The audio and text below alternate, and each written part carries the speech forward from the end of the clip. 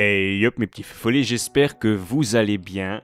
Cela fait un petit moment que je ne vous ai pas vu, c'est vrai, et surtout cela fait plus d'un mois que je ne vous ai pas souhaité ce que je voulais vous souhaiter, une bonne rentrée. Et c'est vrai que j'ai été absent très longtemps, pour une simple et bonne raison, c'est pas que je ne vous aime pas, loin de là, je vous adore, surtout que certaines des personnes présentes sur cette chaîne me soutiennent depuis le début, vraiment, et ça c'est exceptionnel. Non, tout simplement, j'avais un très gros souci. C'est à propos de cette chaîne, tout simplement, le côté... Je me sentais prisonnier de cette chaîne, et j'avais surtout un gros souci, c'était celui de la page blanche. Et c'est vrai que c'est dur de raconter une histoire quand tu as la page blanche, que tu ne sais pas si tu vas pouvoir tenir les délais ou ce genre de choses. Et c'est vrai que c'était un peu compliqué, du coup c'est vrai que j'ai laissé un peu YouTube de côté.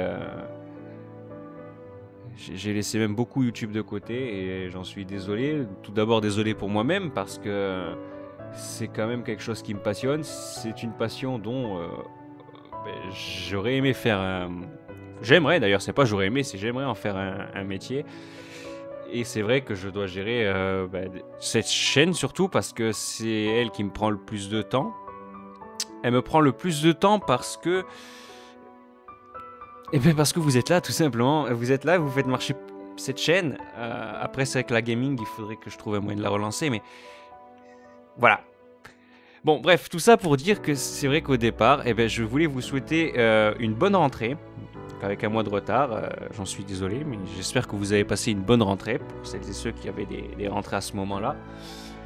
Et...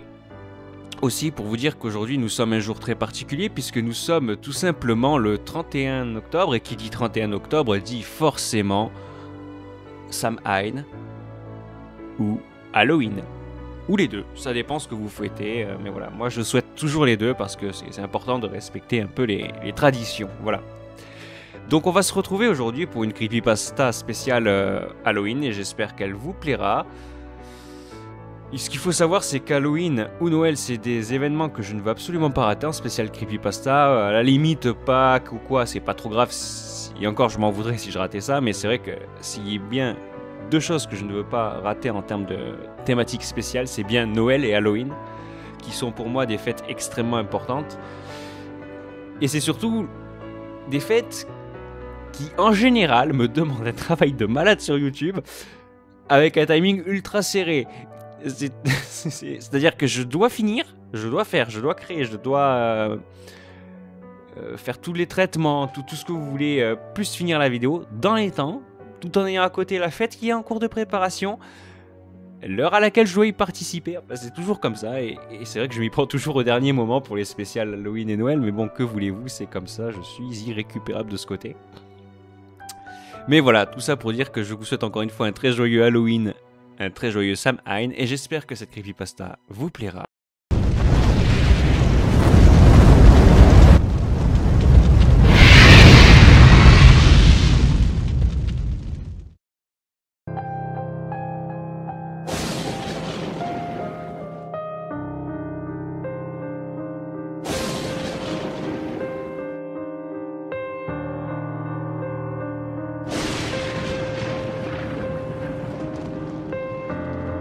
Lors d'une sombre nuit d'Halloween, un groupe d'amis décida de se lancer un défi pour pimenter leur soirée.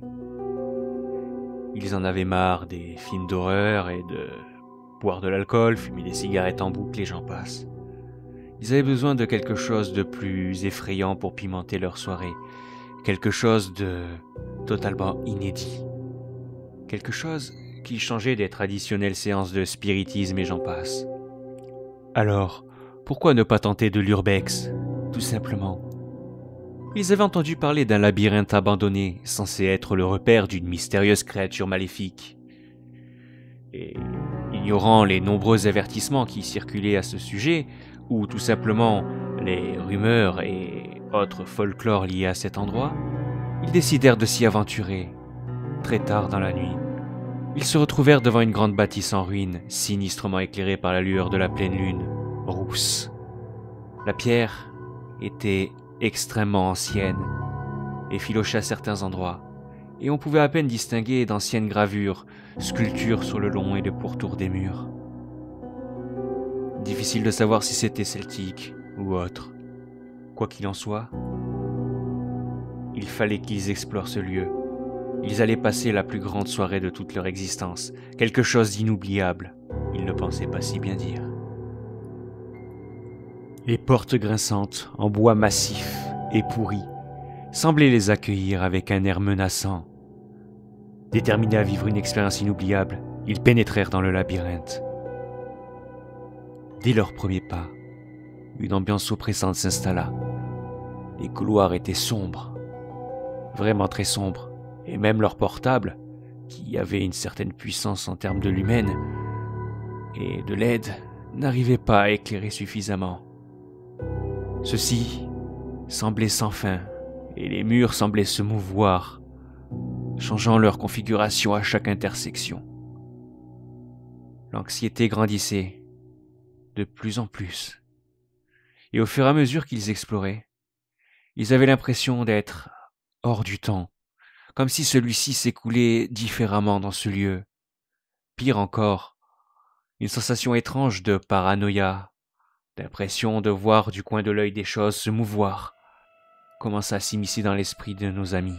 Le temps, qu'ils n'arrivaient plus à avoir de manière quantifiable et mesurable, semblait s'être écoulé depuis des siècles et des siècles à travers ces murs, où de sublimes et effrayantes gargouilles étaient parfois en piteux état, ou même, parfois, où il y avait des crânes sculptés à même les murs, d'une épaisseur monstrueuse, car à certains endroits, ils avaient pu constater qu'ils étaient effondrés partiellement, laissant place à de la terre et des racines. Les sculptures ressemblaient à d'immenses crânes, de la Dia de los Muertos. Les gargouilles, elles, quant à elles, donnaient un style plus gothique, plus Frenchy ou anglais. Bref, il était difficile de savoir à qui appartenait ce labyrinthe. Il y avait même quelques symboles celtiques très complexes et probablement inconnus. Il était tellement difficile de savoir à quelle civilisation appartenait ce labyrinthe, qui l'avait construit, pourquoi, ni même où il se trouvait exactement, en fait. Toutes ces questions les perturbaient de plus en plus, outre le fait que les murs semblaient se mouvoir dans un silence assourdissant, sans qu'ils s'en rendent compte. Toujours de manière subtile, du coin de l'œil. Le labyrinthe en soi semblait relativement grand, mais pas non plus immense. En tout cas de l'extérieur, avant qu'ils entrent. L'anxiété fit vite place à la paranoïa, car cela faisait maintenant plusieurs longues minutes qu'ils exploraient, ce qui leur semblait être une éternité, voire des heures, et en même temps qui leur semblait tellement court. En effet, ils commencèrent tous et toutes à entendre des chuchotements incessants, indescriptibles, à peine perceptibles, mais ça c'était rien. Car par moments, dans l'obscurité, des cris de douleur résonnaient, les faisant sursauter et hurler à leur tour. Cependant, le groupe continuait de se frayer un chemin au cœur des ténèbres. Cependant, personne n'osait renoncer, ou pouvait renoncer. D'aucuns diraient que c'est à cause des effluves d'alcool ou de toute autre substance qu'ils auraient fumé entre eux, mais non. Ce qui se passait ici était bien réel. Perturbant certes, mais réel. Parfois même, quelque chose qu'ils ne voyaient pas dans l'obscurité semblait foncer sur eux d'un pas extrêmement lourd, agressif et déterminé. Et au moment où cela aurait dû surgir devant eux, devant leur lumière, rien. Le silence revenait, puis les murmures reprenaient de temps en temps, suivis des cris. Tout ça de manière assez sporadique, aléatoire. Et nos amis étaient comme plongés dans une sorte de transe ou de terreur constante, un peu comme dans un cauchemar où l'on serait lucide. Ils n'osaient pas trop parler. Ils restaient concentrés. Il fallait qu'ils trouvent la sortie. Je pense que pour eux, l'expérience était suffisamment effrayante comme ça, et qu'ils avaient eu ce qu'ils cherchaient. Mais cela n'était pas encore fini. Au bout d'un moment, ils réussirent à arriver au centre du labyrinthe. Il n'y avait plus de mur au-dessus d'eux. Cela ressemblait à une cour circulaire, assez vaste, éclairée par la lune. Mais tout autour d'eux, cependant, il y avait toujours les murs et les couloirs qui semblaient continuer de part et d'autre. Au centre, il y avait comme une genre de fontaine asséchée. Des arbres morts depuis des siècles trônaient là. Des arbres qui semblaient, eux, de leur vivant, avoir vécu plus de 500 ans, 600 ans, de par leur taille monstrueuse, titanesque et complètement rabougrie et rachitique. Au centre de la fontaine, il y avait comme un genre de préau, le genre de petit abri de jardin que l'on voit dans certains manoirs. Et en son centre, un autel étrange. Difficile de savoir si c'était du satanisme, une toute autre secte, voire même du Lovecraft, de par la complexité de certaines des inscriptions. Mais il n'en était rien. C'était indéchiffrable, indéfinissable. Et c'est là qu'ils virent quelque chose apparaître devant l'autel. Quoi qu'il s'agissait, c'était forcément massif, monstrueux, spontané, paranormal. Certains de ses amis hurlaient qu'il s'agissait d'un monstrueux démon, en armure lourde, un genre de chevalier des enfers, ressemblant à la fois à un cadavre et un démon. D'autres encore dirent qu'il s'agissait d'un épouvantail avec de redoutables fossiles, ou encore de la mort, et j'en passe. Et pour une certaine personne, il s'agissait d'une silhouette sombre et indistincte. La créature énigmatique se tenait debout, telle une statue macabre, ses yeux étincelants, fixant le groupe, et plongeant dans un état de pure terreur, une terreur comme jamais il n'avait connue auparavant. Sa voix, quant à elle, était étrange. Elle évoquait aussi bien un chuchotement que quelque chose d'asthmatique, cadavérique un peu. Et lorsqu'elle déclara ceci: « Bienvenue dans mon royaume, pauvres âmes égarées. Avez-vous réellement cru pouvoir me défier ?» Bien que tous semblaient entendre exactement le même message, en fonction de la créature qu'ils semblaient voir, ce n'était pas la même chose. Par exemple, ses amis qui voyaient un démon en armure un peu cadavérique et assez massif se bouchaient les oreilles car la voix était beaucoup trop forte, sinistre et rauque. D'autres la trouvaient beaucoup trop aiguë et saignaient légèrement des oreilles. Les amis se regardèrent, paralysés par l'effroi, alors que la créature, l'entité, dépendamment de ce qu'ils avaient en face d'eux, commença à les entourer, les poussant inexorablement vers le bord de la folie et les séparant les uns après les autres. Ils sombrèrent dans l'oubli, pris au piège dans l'emprise de cette entité maléfique et cruelle. Finalement, un seul des amis réussit à s'échapper, parvenant à déjouer les illusions et à trouver ce qui semblait être la sortie du labyrinthe. Mais alors qu'il se croyait... Enfin, qu'il croyait sa quête terminée, une lourde pensée l'assaillit. Et si tout cela n'était qu'un autre piège sadique, une dernière épreuve, visant à lui faire croire qu'il avait trouvé la sortie, afin de tester son courage. Et c'est là qu'il réalisa alors que le véritable monstre, le véritable monstre, la créature apparut une dernière fois devant lui, lui révélant ceci: être une projection de ses peurs les plus profondes.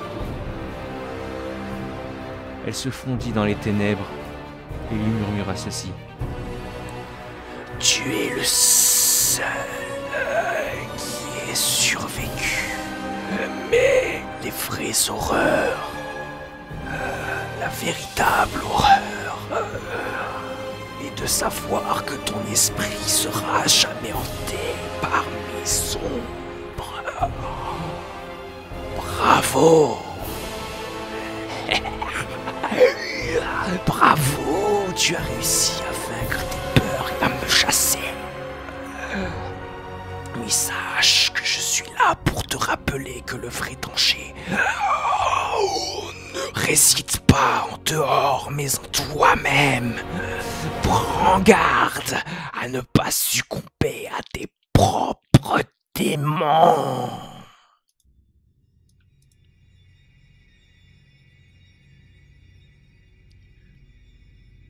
Sur ces mots, la créature disparut dans l'obscurité, laissant une âme ébranlée et profondément marquée par cette étrange rencontre.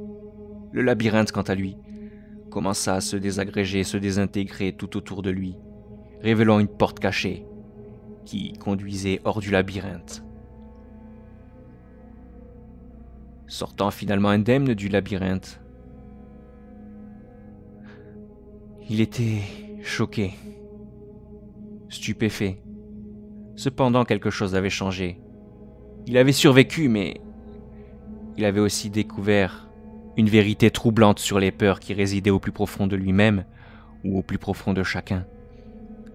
Cette rencontre avec la créature du labyrinthe marqua la fin de l'expérience terrifiante, laissant Laurent avec une surprise bien plus grande que ce à quoi il s'attendait.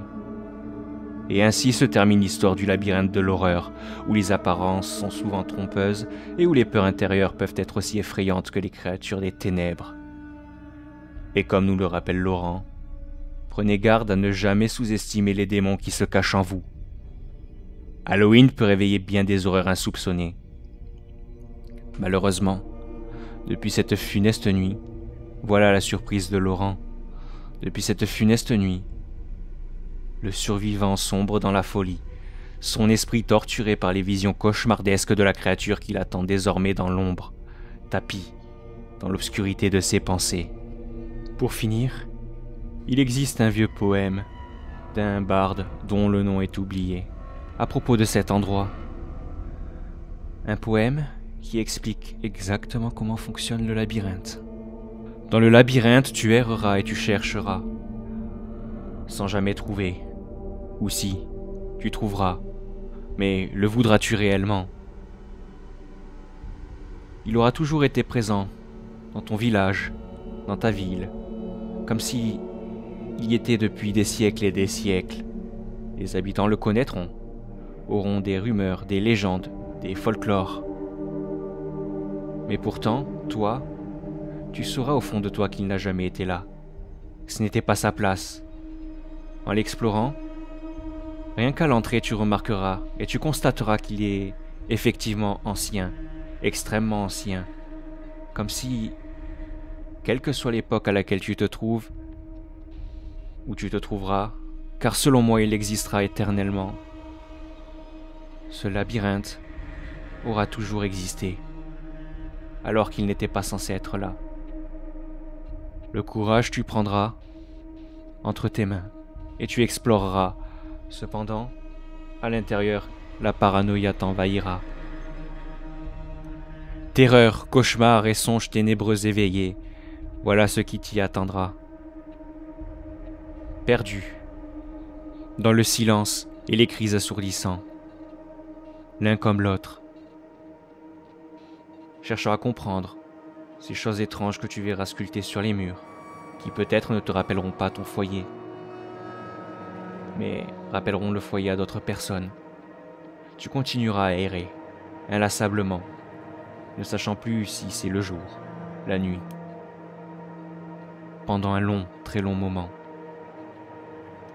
Le sol ne se dérobera pas sous tes pieds, mais les murs, eux, sembleront bouger, imperceptiblement, se mouvant dans l'obscurité la plus totale, ou même une torche, aussi ardente soit-elle, n'éclaire même pas à 3 pas. Quand tu constateras que tu es bel et bien perdu, tu continueras. Mais rassure-toi, ton voyage ne fait que commencer. Tu vas errer longtemps, très longtemps, et puis tu atteindras le centre. Victoire, je peux me repérer, te diras-tu. Te repérer? Oui, non, peut-être. Car ce que tu auras devant toi, ce n'est pas le diable. Peut-être, ou peut-être pas. Féroce dragon, ghoul, liche, et j'en passe. Qu'est-ce qui t'effraie le plus? Parce que c'est ça que tu auras en face. Sous une apparence monstrueuse, cette entité apparaîtra. Gardienne et sentinelle. Gardienne du labyrinthe, sentinelle de la folie. Voilà ce que tu auras. Elle te parlera. Et tu sombreras. Car inexorablement elle t'attaquera, te plongeant inéluctablement dans la folie. La pure folie. Si par miracle tu parvins à vaincre ta peur et à sortir, alors tout s'effondrera. Le labyrinthe, le lieu, ton expérience, tout ça n'aura comme jamais existé. Pourtant au fond de ton cœur tu sauras que c'est vrai. Et tu auras un présent, un funeste présent. Une épée de Damoclès qui au-dessus de ta tête scintillera, attendant le moindre coup de vent pour te trancher sec. Et c'est ce qui arrivera, tôt ou tard. Tu sombreras dans la folie de tes cauchemars les plus sombres. Cependant, les habitants de ton village, de ta ville, de ta cité, ne verront jamais que ce labyrinthe a disparu, car il n'aura jamais existé, comme ce fut le cas dès le départ. Mais pour toi, tout cela sera vrai, et ton présent sera la folie, et ou la mort. De cette histoire, seul Laurent avait été retrouvé, et quelques-uns de ses amis. Les autres avaient totalement disparu, et sont à ce jour irretrouvés. Parmi les amis de Laurent, qui avaient été retrouvés, et qui avaient totalement sombré dans la folie, ils ne purent jamais être soignés. Jamais. Certains en moururent, d'autres survécurent. Et Laurent, quant à lui, perdu dans les tréfonds des abysses obscurs de son esprit, c'est maintenant à lui de voir s'il aura la force de survivre ou s'il succombera.